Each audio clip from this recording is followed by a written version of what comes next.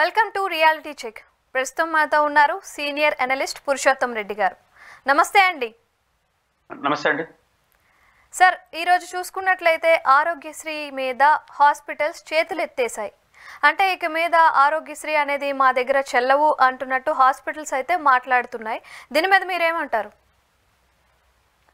ఆరోగ్యశ్రీ లబ్ధిదారులు ఎవరైతే ఉన్నారో, అర్హత కలిగిన వాళ్ళు ఉన్నారో, వారికి ఇప్పటి వరకు నిర్దేశించినటువంటి రోగాలకి ఉచితంగా టెస్టులు కావచ్చు, ట్రీట్మెంట్ అనేది హాస్పిటల్స్, నెట్వర్క్ హాస్పిటల్స్ అనే అసోసియేషన్ ఏదైతే ఉందో వాళ్ళ పరిధిలో ఉన్న వందలాది హాస్పిటల్ నిర్వహించాయి. అంటే ప్రభుత్వం ఏదైతే ఉచితంగా ఇచ్చాడో ఆ కాన్సెప్ట్ తో ముందుకెళ్ళాయి. ఈ రోజు నుంచి ఆరోగ్యశ్రీ, ఎన్టీఆర్ ఆరోగ్యశ్రీ పేరుతో జరుగుతున్న సేవలను ఇక మేము చేయలేము అని ఈ నెట్వర్క్ హాస్పిటల్ అసోసియేషన్ నిర్ణయం తీసుకుని బహుశా ఈ రోజు నుంచి వాళ్ళు అమలు చేయట్లేదు. రీజన్ ఏంటంటే దాదాపు 3,500 కోట్ల రూపాయలు బకాయిలు పడి ఉన్నాయి ఈ ప్రైవేట్ హాస్పిటల్స్ కి, గవర్నమెంట్ ఆఫ్ ఆంధ్రప్రదేశ్. సో ఇది మీ తలకు మించిన భారంగా మారిపోయింది. ఎందుకంటే చాలా హాస్పిటల్స్ లో మెజారిటీ రోగులు వీలే ఉంటారు, పేదలే ఎక్కువ సమాజంలో ఉంటారు కాబట్టి వాళ్ళకి మెజారిటీ సేవలన్నీ ఉచితంగా చేస్తే అక్కడ ఉన్నటువంటి సిబ్బందికి కావచ్చు, హాస్పిటల్ రన్ చేయడం కావచ్చు, తలకు మించిన భారం అవుతుంది. మేము నడపలేని పరిస్థితి తెలిపినాము. ఒక్కొక్క హాస్పిటల్కి 30 కోట్లు, 40 కోట్లు, 50 కోట్లు, 100 కోట్లు బకాయిలు ఉన్న హాస్పిటల్స్ కూడా ఉన్నాయి అన్నది వాళ్ళ ఆందోళన, చాలా న్యాయమైన ఆందోళన. అయితే ఈ 3,500 కోట్ల రూపాయలని ఆంధ్రప్రదేశ్ ప్రభుత్వం ఎలా చూస్తుంది? దీంట్లో ఒక 2,000 కోట్ల రూపాయలు జగన్మోహన్ రెడ్డి గారు అప్పులు పెట్టేసి వెళ్ళిపోయినాడు. జగన్మోహన్ రెడ్డి గారు అప్పులు పెట్టాడా, చంద్రబాబు నాయుడు గారు అప్పులు పెట్టాడా అనేది హాస్పిటల్కి సంబంధం లేని విషయం, అది రాజకీయంగా తేల్చుకోవాల్సిన విషయం. కానీ హాస్పిటల్కి అయితే డబ్బులు కావాలి. అయితే పాయింట్ ఏంటంటే దీంట్లో 2,000 కోట్లు జగన్మోహన్ రెడ్డి గారు 5 ఏళ్ల పరిపాలన తర్వాత అప్పు పెట్టిపోతే మనం ఈ 10 నెలల కాలంలో 1,500 కోట్లు అప్పు చేసి, అంటే ఇవాళ రీఇన్వెస్ట్మెంట్ అనేది.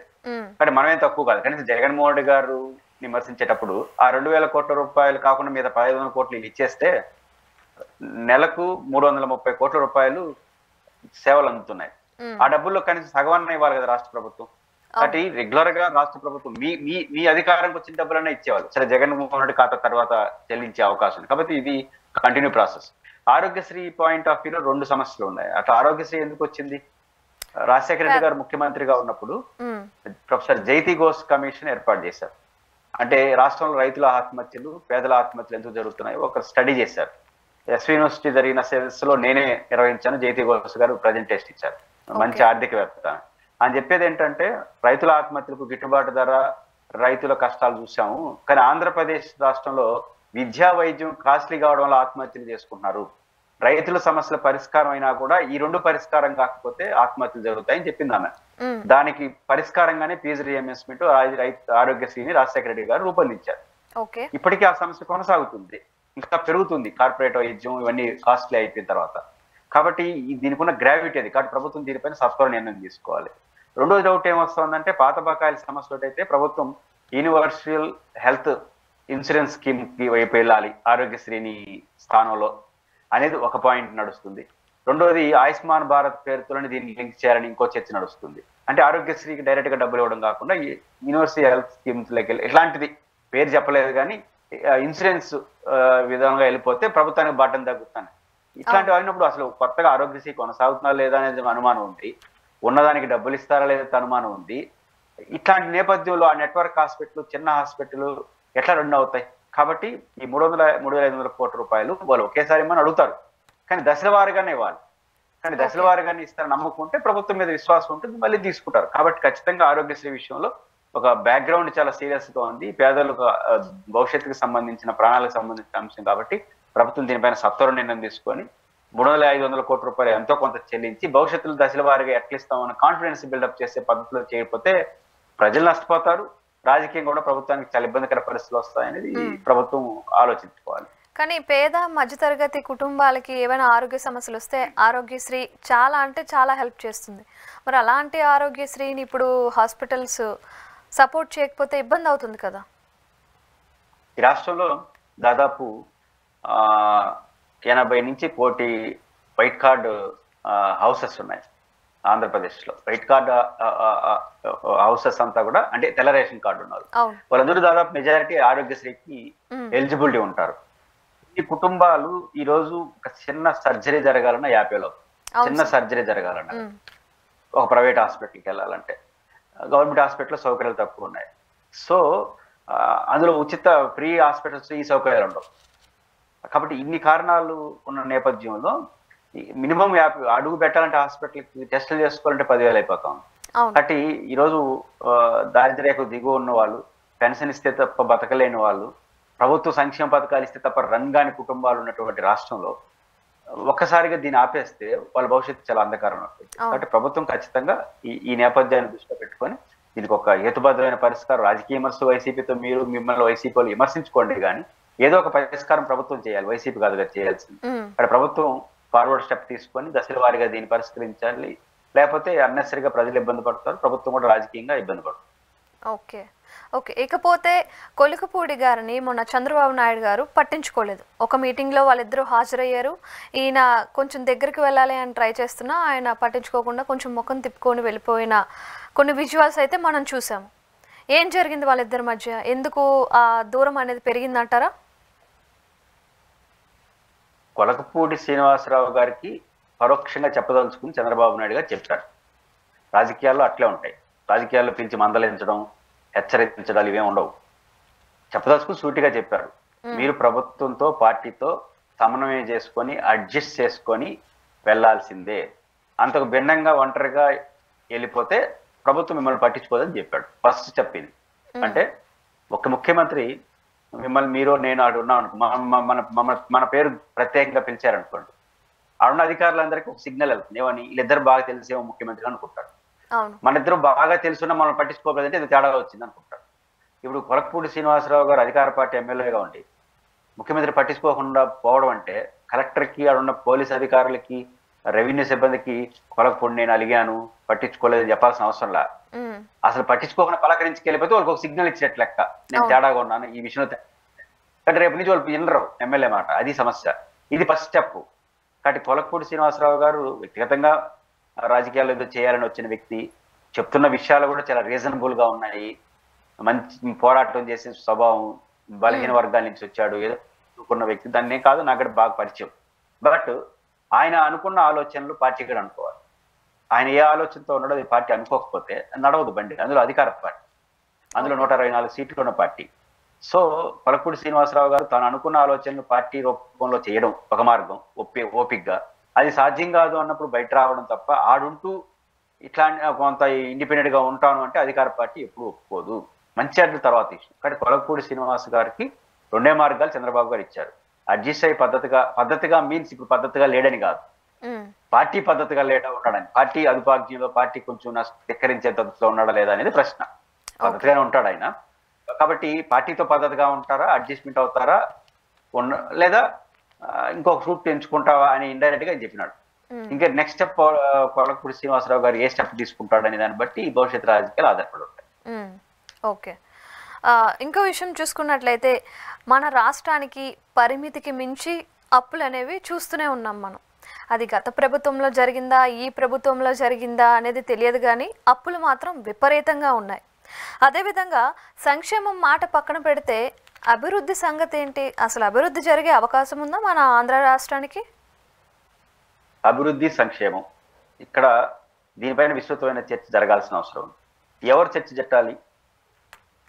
దీనిపైన ఒక నిజాయితీతో కూడుకున్నటువంటి రాజకీయాలు చేసేవాళ్ళు చేయాలి. ఇప్పుడు ఆంధ్రప్రదేశ్లో ముఖ్యమంత్రి గారు 10 లక్షల కోట్ల రూపాయలు గత ప్రభుత్వం అప్పు చేసి నిలిపింది అంటున్నారు. ఇది చాలా కీలకమైంది. గత ప్రభుత్వం అంటే ఎవరు? జగన్మోహన్ రెడ్డి. అది ఇప్పుడు ఉన్న 10 లక్షల కోట్లు జగన్ అప్పు చేసి వెళ్ళిపోతున్నాడు. అంటే అంతకుముందు ఏం అప్పు లేదు, ఇప్పుడు ఏం అప్పు లేదు, కేవలం జగనే 10 లక్షల కోట్లు అప్పు చేశాడని చెప్పడం ద్వారా 2 అంశాలు ఉన్నాయి. ఒకటి, సూపర్ 6 ఏదైతే ప్రభుత్వం హామీలు ఇచ్చిందో హామీలు అమలు కాకపోవడం ప్రజల్లో వ్యతిరేకత వస్తుంది. అలవాటు పడ్డ ముఖ్యంగా అమ్మఒడి కావచ్చు, రైతు భరోసా లాంటి పథకాలు, పాపులర్ స్కీమ్స్ ఎక్కువ మంది లబ్ధి పొందారు. ఇప్పుడు అది 1 year అమలు కాలేదు, నెక్స్ట్ ఇయర్ అమలు అవుతుందా లేదా డౌట్. సో వాళ్ళు వ్యతిరేకత వస్తుంది. దాన్ని కంట్రోల్ చేయాలంటే పరిస్థితి బాగలేదని చెప్పాలి. రెండోది, ఈ పరిస్థితి బాగాలేకపోవడం మొత్తానికి కారణం జగన్మోహన్ రెడ్డి అని చెప్పాలి అనుకుంటున్నాడు ఆయన. కానీ ప్రజలకు కూడా కొంత స్పృహ ఉంటుంది. ఎన్నికల సమయంలో చంద్రబాబు గారు, లోకేష్ గారు, పవన్ కళ్యాణ్ గారు చెప్పింది ఈ రాష్ట్రానికి 14 లక్షల కోట్లు అప్పు ఉన్నాయి. 14 లక్షల కోట్లు అప్పు ఉన్నప్పుడు సూపర్ 6 అమలు చేస్తామని చెప్పినారు. మీరు నమ్మారు 14 లక్షల కోట్లు. 14 లక్షల కోట్లు సూపర్ 6 అమలు చేసినప్పుడు ఇప్పుడున్నది చంద్రబాబు గారి లెక్క ప్రకారం 10 లక్షల కోట్లే. ఇంకా 4 లక్షల కోట్లు తగ్గునాయి. అంటే సూపర్ 10 కూడా అమలు చేయొచ్చు. సూపర్ 6 14 లక్షల కోట్లు ఉన్నప్పుడు అమలు చేస్తానని మీరు చెప్పినారు. ఇప్పుడు 10 లక్షల కోట్లే కదా మీ లెక్క ప్రకారం. మరి ఇప్పుడు ఇంకో 4 ఎక్కువ అమలు చేయొచ్చు. ఎందుకు అమలు చేయలేకపోతున్నారనే క్వశ్చన్ ప్రజలు వేయరా? మీరు చెప్పారు కాబట్టి. నెంబర్ 1. నెంబర్ 2, అసలు 10 లక్షల కోట్లు ఎక్కడున్నాయి?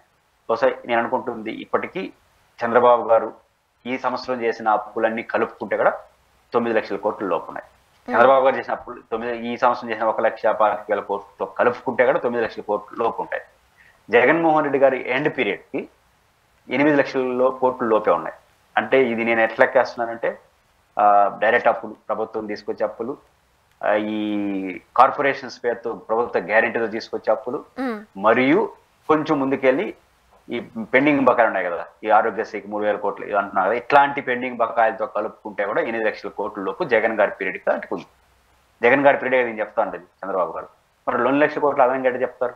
చంద్రబాబు గారి నాయకత్వంలోని ఫైనాన్స్ మినిస్టర్ ఈ లెక్క చెప్పి అసెంబ్లీలో బయట వచ్చి 10 లక్షల కోట్లు అన్నది అన్యాయం కదా. ఇది ఫస్ట్ పాయింట్. రెండోది, ఈ 9 లక్షల, ఇప్పుడు ఈ రోజుకున్న 9 లక్షల కోట్లు అనుకుంటే ఈ 9 లక్షల కోట్లు ఎక్కువ అప్రూవ్ చేసినారు. చంద్రబాబు గారు ఏమంటారంటే జగన్ గారు చేసేసారు అంటారు. మొత్తం అప్పు జగనే చేస్తారు. ఇది తప్పు. ఈ 9 లక్షల కోట్లు కానీ లెక్కలేసుకుంటే ఎక్కువ అప్పు చేసిన చంద్రబాబు గారే. అంటే గత ప్రభుత్వంలో అప్పులే లేవంటారా? ఎక్కువ అప్పు చేసిన చంద్రబాబు గారే చేశారంట. ఎక్కువ అంటే జగన్ తో పోల్చుకుంటే నేను, ఇప్పుడు మీరు జగన్ గారిని 9 లక్షల కోట్ల అప్పు అంటున్నారు.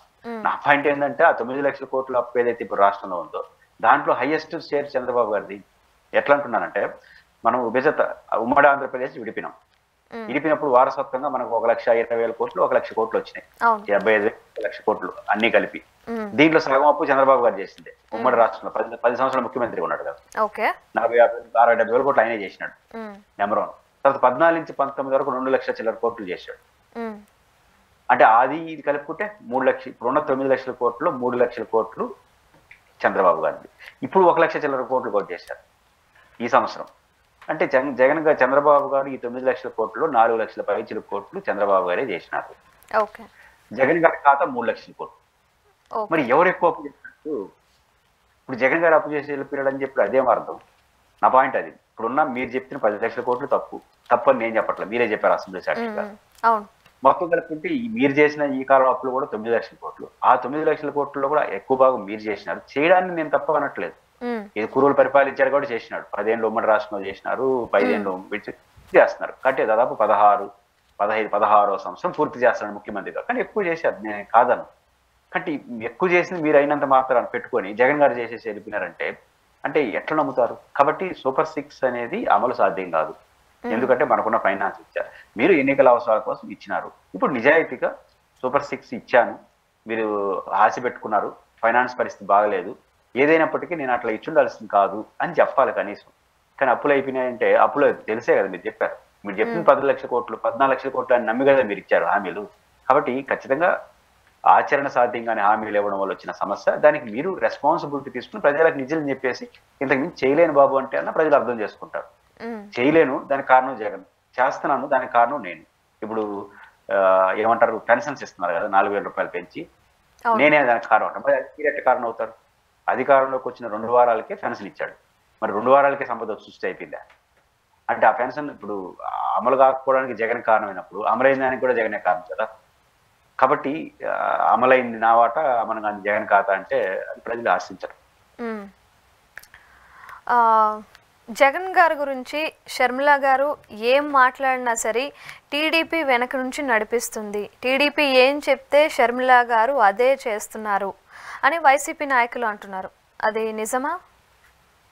రాజకీయాలలో నిజానిజాలు ఉండవు.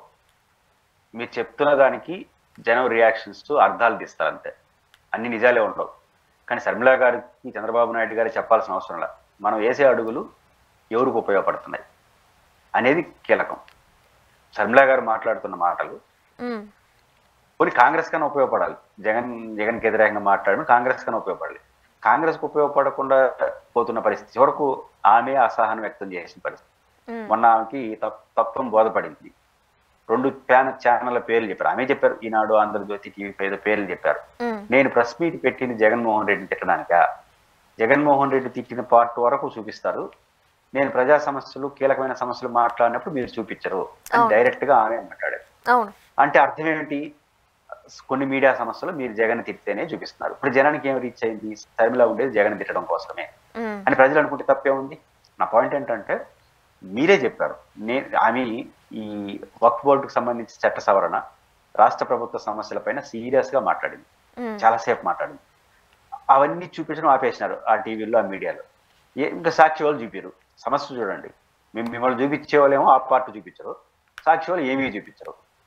ఇంకా సమాజానికి ఏం మెసేజ్ వెళ్తుంది? వాళ్ళు చూపించింది వెళ్తుంది. వాళ్ళు ఏం చూపిస్తున్నారు? జగన్ చుట్టింది మాత్రమే చూపిస్తున్నారు. మీరు చెప్పిన మిగతా సమస్యలు చూపించట్లా. చూపించకపోతే జనం ఏమంటారు? ఈ జగన్ తిట్టడం తప్ప ఇంకొక పని లేదు అని ప్రజలు అనుకుంటే తప్పేంటి? ప్రజలు అనుకున్న దాన్ని వైసీపీ చెప్తా ఉంది. నెంబర్ 1. నెంబర్ 2, మీకు ఒక ఆలోచన ఉండాలి కదా, అరే ఈ ఛానల్స్ మనం పెద్ద పెద్ద సమస్యలు పెట్టినా చూపించట్లేదు, మనం ఒక మాట మాట్లాడినా జగన్ తిట్టే బాగా చూపిస్తున్నారు అంటే ఆ వక్ఫ్ బోర్డు విషయం మాట్లాడేటప్పుడు ఆ రోజు జగన్ గురించి మాట్లాడకుండా ఉండాల్సింది. వాళ్ళు జగన్ గురించి మాట్లాడితే దాన్ని చూపిస్తారని మీకు తెలుసు కదా.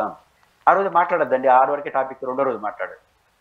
కాబట్టి మీరు మాట్లాడుతున్న పద్ధతి రెండు, జగన్మోహన్ గారు పవర్లో ఉన్నప్పుడు మాట్లాడితే వేరే సంగతి. ఇప్పుడు ఓడిపోయినాడు, ఇప్పుడేంది ఆయన పట్టించుకునేది? ఆయన ఇప్పుడు మీ పని ఏంటంటే కూటమికి వ్యతిరేకంగా జగన్ కన్నా బాగా ఫైట్ చేయండి, అప్పుడు జగన్ మర్చిపోతారు జనం. మీరు జగన్ కన్నా బాగా ప్రతిపక్ష పాత్ర పోషిస్తే, ఇప్పుడు మీరు చెప్పారు ఆమె అసెంబ్లీకి పోలేదని ప్రశ్నిస్తా ఉందని, మీకేం పని అంటే? ఇప్పుడు మీరు రాజకీయ, ఇప్పుడు నన్ను అడిగితే నేను చెప్తాను ఏమని, ఖచ్చితంగా జగన్మోహన్ రెడ్డి గారు అసెంబ్లీకి పోవాలి అని, యాజ్ జర్నలిస్ట్ గా మీరు కూడా పోవాలి అని అంటారు. ఇది డెమోక్రసీ. ప్రజలు 40% ఓట్లేసి గెలిపించింది మరి అసెంబ్లీకి పోవడానికే కదా, ఆయన మరి బయటికి రావటం. అదే నేను 2 పాయింట్లు, మీరైనా జర్నలిస్ట్ గా, నేనైనా అనలిస్ట్ గా ఆ క్వశ్చన్ వేస్తాం. జగన్ గారు సమాధానం చెప్పాలి, పోవాల్సిందే. ఇది శర్మిల గారి పని కాదు అంటున్నాను. శర్మిల గారు రాజకీయ విశ్లేషకులు కాదు, జర్నలిస్ట్ కాదు, ఒక పార్టీ అధ్యక్షుడు, ఆయన బోర్డు. మీరు వెళ్ళిపోండి ప్రజల్లోకి అంటున్నాను. ప్రజల్లోకి వెళ్ళి చెప్పండి. ఇప్పుడు ఉదాహరణకు రాష్ట్రంలో ప్రజా సమస్యలు ఉన్నాయి, సూపర్ 6 అమలు కాలేదు, ప్రజల్లోకి వెళ్ళిపోండి. వెళ్ళిపోయి చంద్రబాబు నాయుడు గారు కూటమి ప్రభుత్వం సూపర్ 6 హామీలని మోసం చేసింది, దీనికి వ్యతిరేకంగా పోరాడుతున్నాను, మా అన్నకు మీరు ఓట్లు వేసినారు కానీ ఆయన అసెంబ్లీకి పోవట్లా, నా వెనకాల రండి పోరాడతానని చెప్పండి. పోరాడండి, జగన్ కన్నా బాగా పోరాడండి, అప్పుడు ఆయన మర్చిపోతాడు. అప్పుడు మాట్లాడండి. ప్రజల్లోకి వెళ్ళిపోయి మీరు గెలిపించిన పార్టీ ఏమో మోసం చేస్తా ఉంది, మీరు ఓట్లు వేసిన జగన్ పోని అంటున్నాడు, నేను వస్తాను పదాన్ని నా వెనకాలని చెప్పి తిరగండి. అప్పుడు ఖచ్చితంగా మాట్లాడండి. అభివృద్ధిలేసి రోజు ప్రెస్ మీట్లు పెట్టుకొని జగన్ అసెంబ్లీకి ఎందుకు పోడు, అందరూ తెలుసు ఎందుకు పోవాలని చెప్పాడు కదా, ప్రతిపక్ష హోదా ఇస్తే పోతాడు. దాన్ని మనం సమర్థించట్లేదు, దట్ ఈస్ డిఫరెంట్ ఇష్యూ. కానీ ఆయన ప్రతిపక్ష హోదా ఇస్తే అన్నాడు, కానీ ప్రజల్లోకి వెళ్తున్నాడుగా, మేము మరి ప్రెస్ మీట్ పెట్టట్లేదు. ప్రజల్లో ఇప్పటికే 3 సమస్యల పైన, రైతాంగ సమస్య పైన చేశాడు రాష్ట్రంలో ప్రతి నియోజకవర్గంలో, అదేవిధంగా ఫీజు రియంబర్స్మెంట్ మీద చేశాడు, విద్యార్థులది, విద్యుత్ ఛార్జీల పైన 10 నెలల కాలంలో 3 ఆందోళనలు చేశాడు జగన్ ప్రజల్లోకి. ఆయన ఒంటరిగా కడప పులివెందుల్లో అరటి రైతుల సమస్యలపై నేరుగా క్షేత్రస్థాయి పరిశీలన చేసినాడు, అది కూడా పోరాటమే కదా. నిశ్చిత రైతుల సమస్యలపైన గుంటూరుకి వెళ్ళి యాటికల్ పని చేశాడు, అటు వెళ్తున్నాడు. ఇంకో వాళ్ళ పార్టీ సమస్యలపైన కార్యకర్తల్లోకి వెళ్తున్నాడు, రేపు అనంతపురం వెళ్తున్నాడు. అంటే ఆయన మీరు అంతకన్నా బాగా చేయండి అంటున్నా. అప్పుడు ప్రశ్నించండి. కాబట్టి జగన్మోహన్ రెడ్డి అసెంబ్లీకి వెళ్ళకపోవడం తప్పే, మనం కూడా విమర్శిస్తాం, కానీ అది మీ పని కాదు అంటున్నాను.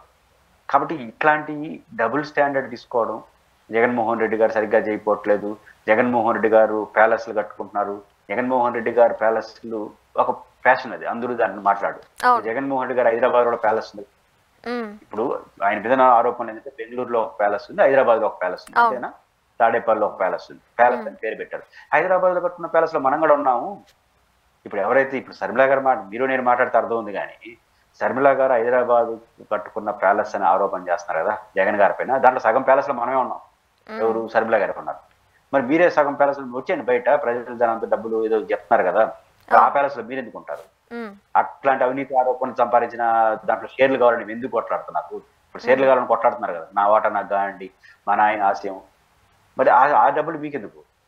అవినీతి డబ్బులు అంటున్నారు కదా, అవినీతి డబ్బులు మీకెందుకు? అవినీతి కట్టినటువంటి ప్యాలెస్ లో మీరు ఎందుకు ఉంటున్నారు? హైదరాబాద్ లోటస్ పాయింట్ లో సగం లోటస్ పాయింట్ లో మీరే ఉన్నారు.